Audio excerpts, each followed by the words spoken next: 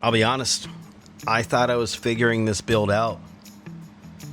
Turns out, he already figured most of it out years ago. That is the driver's side backup. And so if he saw it, especially if we get a good deal on it, he'd grab it, whether he needed it right then or not. Oh man. Wally, this is awesome.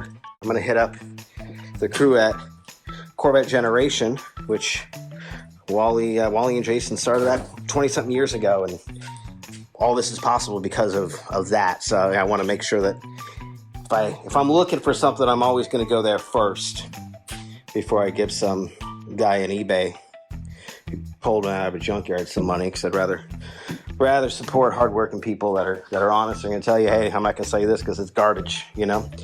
So now I have an idea. I know we got door panels, we got carpet. On the center console, the lower piece.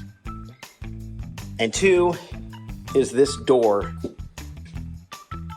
And honestly, it's vacuum operated, so I got to figure out how I'm going to bypass that, because I'm not going to run vacuum on this thing. But right now, there is no door for this. So I'm going to track those pieces down.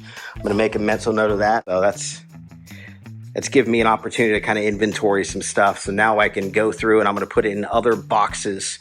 So I know I've got my interior box, I've got my front end box, my rear end box. And so as I start to work on things, I can at least just build a pile right here so I can grab what I need as I need it. I am going to keep looking though and see if I can find, because I keep out of the corner of my eye, I keep seeing more stuff.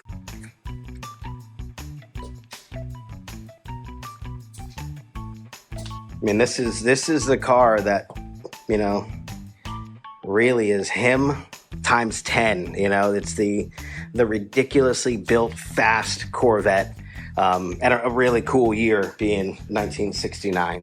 All right, this was kind of one of the final episodes of the car being here in the shop, where it all came back together, where, you know, he literally rolled the frame in, or hauled the frame in, and you know, got it up on jack stands and started building the frame, getting everything back together before he put the engine in and getting the rear body on. And, you know, I was able to come in and get the front clip and, you know, just starting the wiring. I remember the day that we were able to actually start it with a key.